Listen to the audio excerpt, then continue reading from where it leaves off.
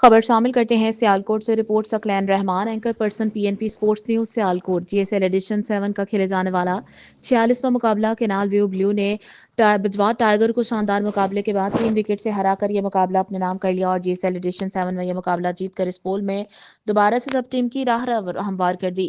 बजवार tigers ने toss जीतकर पहले बल्लेबाजी करने का फैसला किया। मुकर्ररा ओवर में 164 रन का हदफ सेट किया, जिसमें सुलमान बालू ने 34 रन की इनिंग खेली। इसके साथ कप्तान यो चौधरी यासर ने 27 रन बनाया और एक अच्छा हदफ सेट करवाने में अहम किरदार अदा किया। हदफ के ताक़ुब में टीम के नालव्यू ने बेहतरीन आगाज फराहम किया।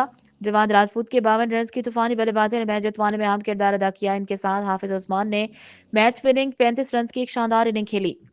Man of the match Jawad Rajput और हाफिज उस्मान को अच्छी परफॉर्मेंस पर जीएसएल स्पोर्ट्स की जानिब से 4000 रुपए और एक खूबसूरत ट्रॉफी इनाम दिया गया। मैच जीतने पर स्पॉन्सर की तरफ से खिलाड़ियों की हौसला अफजाई की गई।